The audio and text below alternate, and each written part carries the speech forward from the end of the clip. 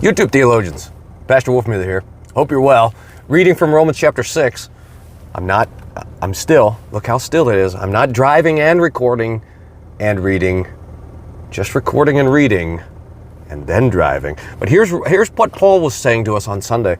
Romans chapter 6, verse 16. Do you not know that to whom you present yourselves slaves to obey, you are that one's slaves whom you obey?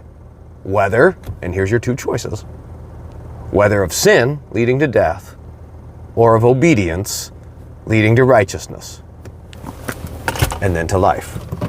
Now there's something here, and this is a really important thing for us to get our heads around, because it's precisely at this point of sin and slavery that the devil does one of his worst trickaroos, his biggest reversal. And this happens in the Garden of Eden, and it happens to each one of us. It works like this. So here's the basic setup, is that we normally think of sin as something that we do, a transgression, a breaking of God's law. Here's what we're supposed to do, and we don't do that thing, and that's a sin. That's how we think of it.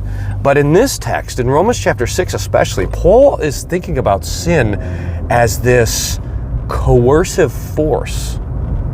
And we see that it is at work also in us.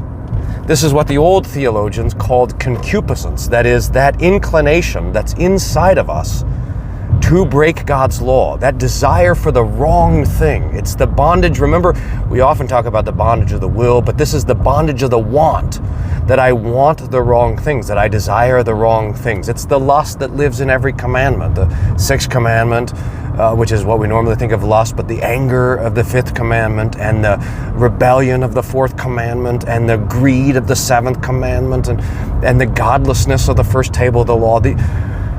That I have an inclination to do the wrong thing.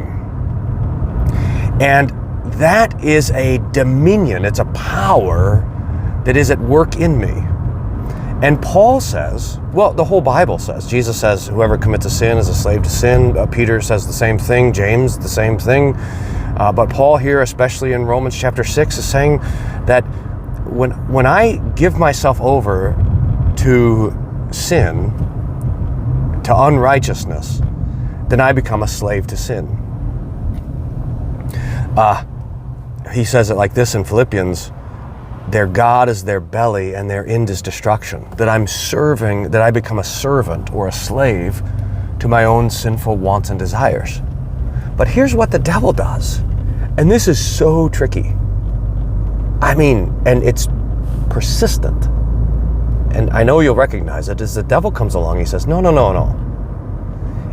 Freedom is not keeping God's law. Freedom is in breaking God's law. Sin is not slavery.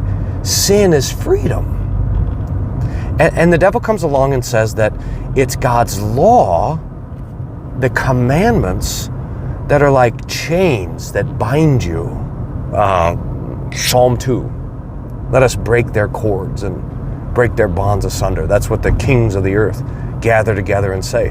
That the devil wants us to think of God's law and the constraint of God's law as not that which is constraining us from death, but rather that which is constraining us just for the sake of constraint. It's taking away our freedom. So the devil comes along, and the argument goes something like this: hey, you want to do that? And I say, yeah, I do want to do that. And the devil says, well, I also want you to do what you want to do. You know who doesn't? Is God. And so you have to break God's command to be truly free. There's some really wicked, like even Jewish Kabbalistic readings of the fall into sin that see. I remember I was talking, what was that? I was talking to a Jewish rabbi or cantor one time. This was a long time ago. And they were talking about the heroic act of Eve. That Eve did what God wanted her to do by disobeying, because now she was living on her own terms rather than on God's terms. And that was what it meant to grow into spiritual maturity. What a demonic reading of the text, because that's exactly what the devil wants us to think.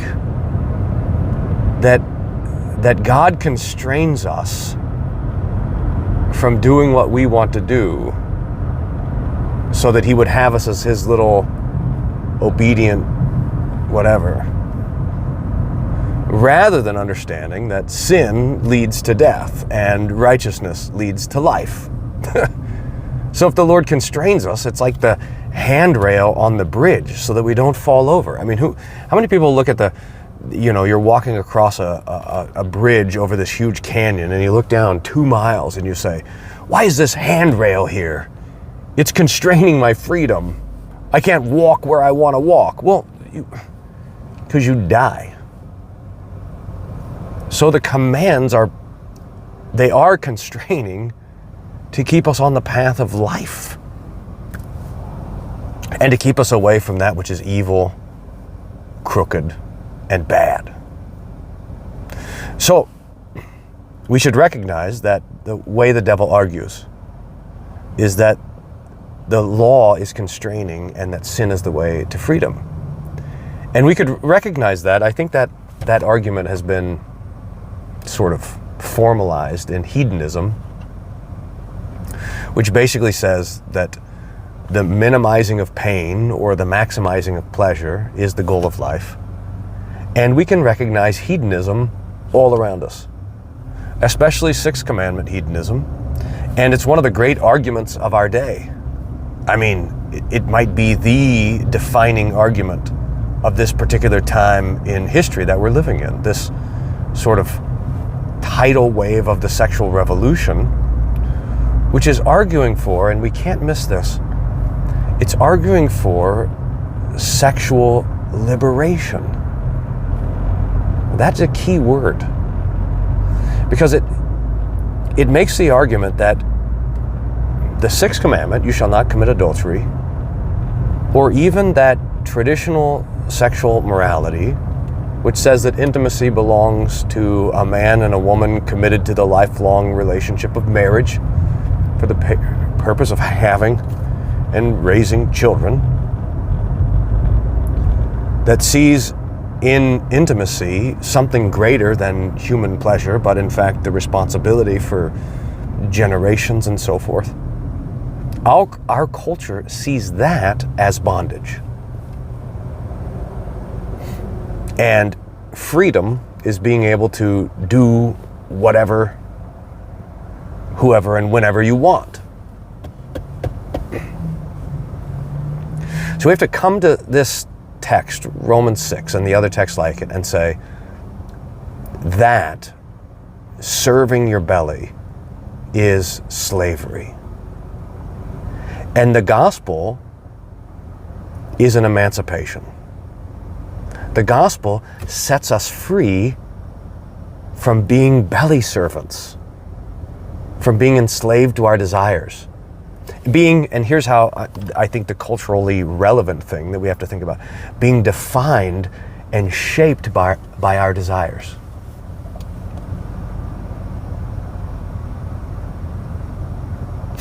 You are more than your intimate impulses. And you do not have to look at your sinful flesh and say, yes, Master.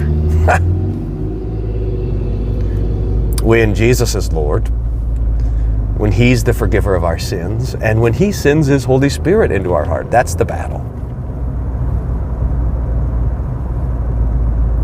Paul says, what did you gain from the enslavement to sin that you had and the stuff that you were embarrassed about before? But hand yourself over to righteousness and to life. Be slaves to the law of God, who then sets us free. If the Son sets you free, you'll be free indeed. And this is how Paul argues about it in Galatians. Let no one put you under the yoke of bondage. You've been set free. So, to the world that thinks that freedom is slavery to desire, we have a profound message of true freedom and hope and peace. I hope that makes sense. And I would love to hear your own thoughts about it in the comments below.